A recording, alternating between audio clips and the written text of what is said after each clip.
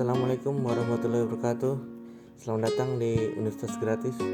Kali ini saya akan menjelaskan tentang pengertian administrasi perkantoran. Apa yang dimaksud dengan administrasi perkantoran?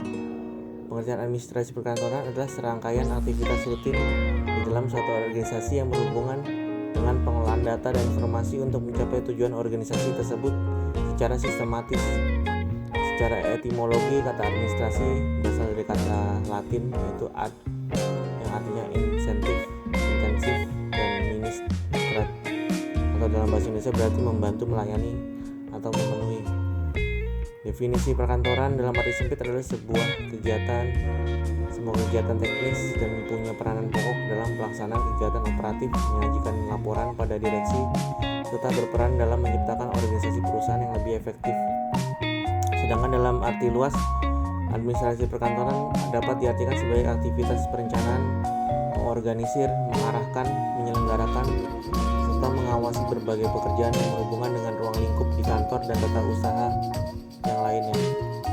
Pengertian administrasi perkantoran menurut para ahli, yang pertama George Terry, pengertian administrasi perkantoran adalah suatu perencanaan, pengendalian, dan pengorganisasian pekerjaan pada sebuah perkantoran serta menjadi penggerak kepada mereka yang menjalankannya agar tujuan yang telah ditetapkan dapat tercapai.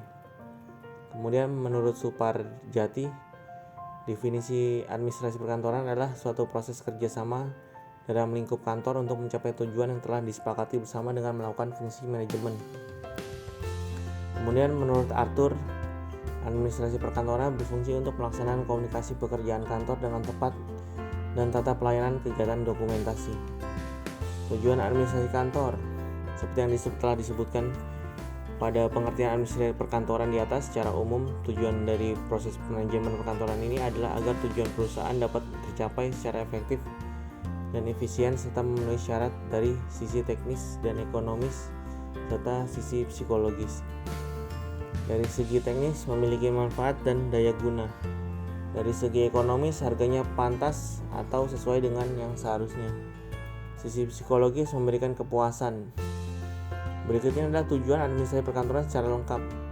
Yang pertama, menyediakan data dan informasi secara lengkap kepada pihak-pihak yang membutuhkan untuk melaksanakan tugas organisasi secara efektif dan efisien. Yang kedua, melakukan pengawasan pekerjaan kantor dan administrasi agar dapat memastikan terlaksananya standar kualitas, tenggat waktu, serta prosedur yang tepat. Yang ketiga, menerapkan kebijakan perusahaan atau departemen dan memberikan standar pelayanan dalam kaitannya dengan manajemen.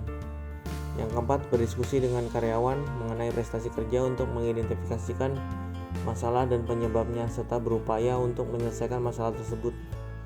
Yang kelima, memberikan pelatihan atau perintah kerja kepada pegawai. Yang keenam, melakukan verifikasi, pemantauan, serta evaluasi kerja dengan membuat laporan terkait kegiatan produksi, pengiriman, dan penggajian. Nomor 7, melakukan proses perekrutan karyawan mulai dari wawancara hingga memilih pegawai. Yang ke-8, menafsirkan dan mengomunikasikan semua prosedur kerja dan kebijakan perusahaan kepada para pegawai. Ruang lingkup administrasi perkantoran. Seorang administrator bertanggung jawab dalam perencanaan kerja bagi pegawai, pengawasan pegawai, serta meminta pengadaan sarana prasarana yang diperlukan atau perbaikan peralatan kantor yang sudah ada. Berikut ini adalah ruang lingkup administrasi perkantoran selengkapnya. Yang pertama, aktivitas kantor.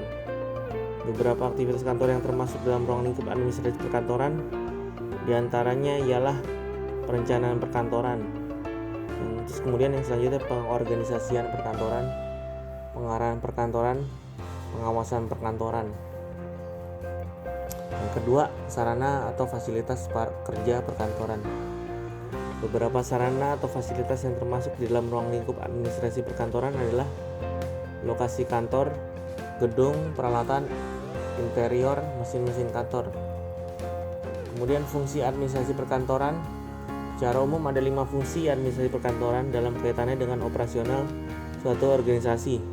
Berikut ini adalah uraian fungsi administrasi perkantoran tersebut.